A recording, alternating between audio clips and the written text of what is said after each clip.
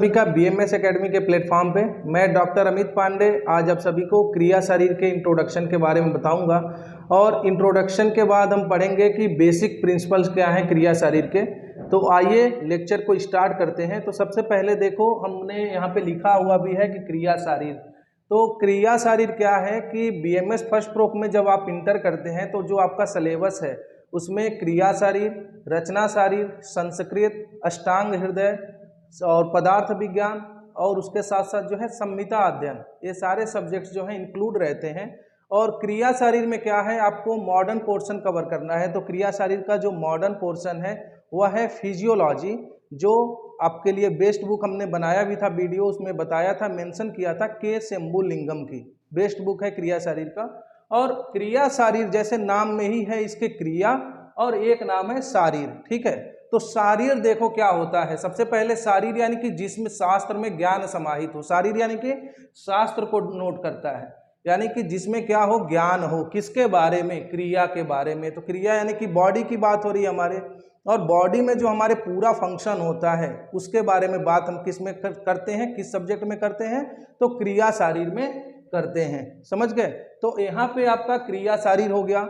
और क्रिया शारीर में एक और चीज है कि श्लोक दिया हुआ है कि क्रिया प्रतिपादकम शारीरम क्रिया शारीरम, यानी कि जिस शास्त्र में हम अपने शरीर के सभी क्रियाओं के बारे में अध्ययन करते हैं वह क्रिया शारीर कहलाता है।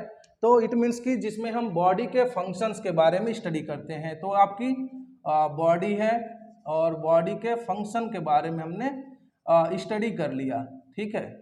यह क्या है आपका क्रिया शरीर, यानी कि फिजियोलॉजी कहलाएगा। हाँ, इसके बाद देखो नेक्स्ट आता है आपका, एक बार हम रचना को भी इंट्रोड्यूस करा देते हैं कि रचना क्या है। रचना इट मीन्स की स्ट्रक्चर, ठीक है, किसी भी चीज का।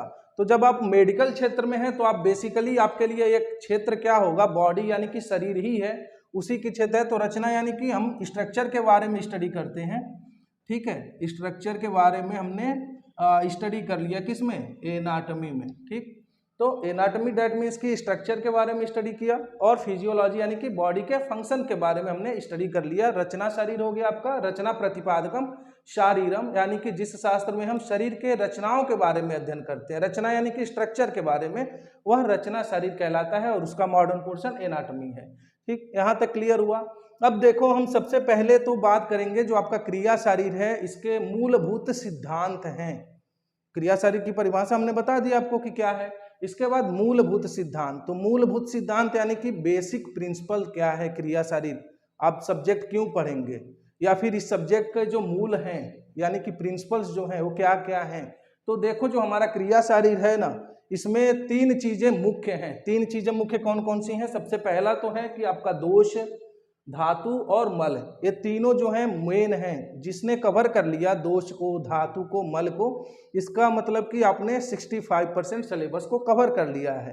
दोष में आपने सुना भी होगा, जो बच्चे फर्स्ट ईयर में हैं या क्लास कर चुके हैं उन्होंने दोष सुना होगा कि दुष्यंति मन शरीर वा इति दोषः, यानी कि जो शरीर और मन को दूषित करते हैं वह दोष कहलाते हैं। बट इसके पीछे कॉन्सेप्ट है।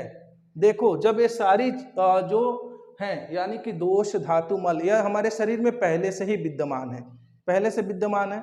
और यह जब क्या रहते हैं, सामान्य अवस्था में रहेंगे तो यह हमारे शरीर का पोषण करते हैं, या फिर हमारे शरीर की जो भी क्रियाएं हैं, जो भी फंक्शन है। जैसे एक छोटा सा एग्जाम्पल मैं देता हूँ डाइजेस्टिव सिस्टम का, यानी कि पाचन तंत्र का।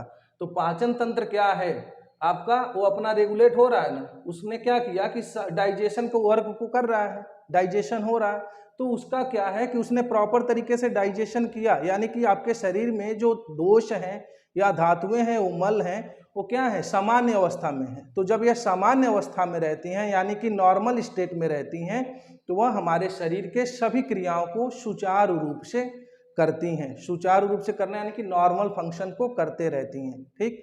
और देखो जब इसमें कॉन्सेप्ट है, जब दोष के बारे में बताया गया कि दुष्यंति मनः शरीर वा इति दोषा, यानी कि जो मन व शरीर को दूषित कर देता है वह दोष कहलाता है। तो दोष कहलाने के पीछे यह रीजन है कि जब वह विकृत हो जाएगा ना, यानी कि जो दोष हैं एबनॉर्मल हो जाते हैं, तो एबनॉर्मल हो जाएंगे तो क्या करेंगे, हमारे बॉडी में जो है डिसऑर्डर्स को डेवलप करेंगे।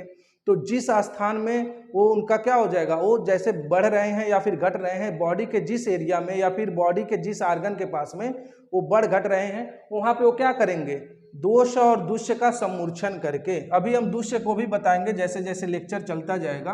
तो देखो दोष और दुष्य, ठीक है, दोष और दुष्य जब मिलता है तभी जाके क्या होती है, डिजीज डेवलप होती है, ठीक है, उससे पहले नहीं होगा। ऐसा नहीं है कि आपके शरीर में जो है वात दोष प्रकोपित हो गया तो वो क्या करेगा, उसने जो है डिजीज उत्पन्न कर दिया, ऐसा नहीं है। जब तक उसे दुष्य नहीं मिलेगा, यानी कि जैसे कि कोई धातु है तो वात दोष प्रकोपित हुआ और वात दोष प्रकोपित करके क्या किया, वह जा करके रस को क्या कर दिया, दूषित कर दिया। तो डैट मीन्स कि दोष और दुष्य का सम्मूर्छन हो गया, और दोष और दुष्य का सम्मूर्छन हो गया तो क्या हो गया, व्याधि को डेवलप कर दिया, यानी कि आपके शरीर में डिजीज हो जाएगी। तो हमने क्या किया, बात किया दोष के बारे में, ठीक है।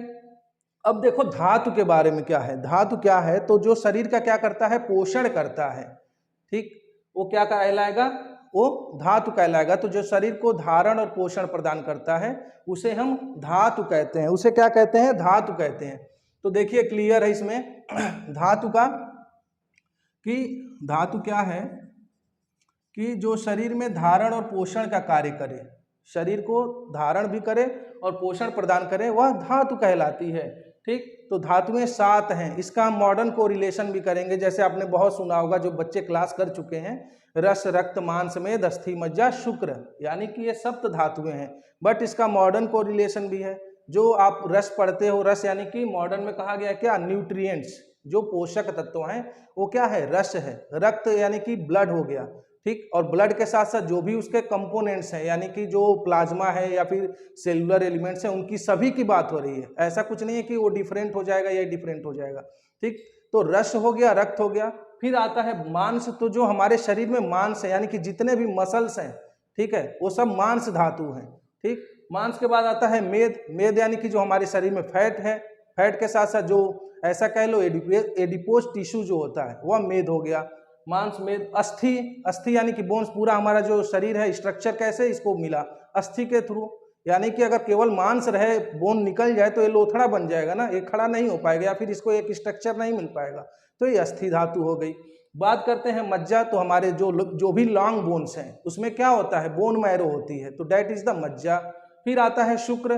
तो शुक्र यानी कि रिप्रोडक्टिव टिश्यू, या फिर जिसे आप सेमेन कहते हैं, कुछ लोग स्पर्म कहते हैं, तो ये आपका शुक्र हो गया।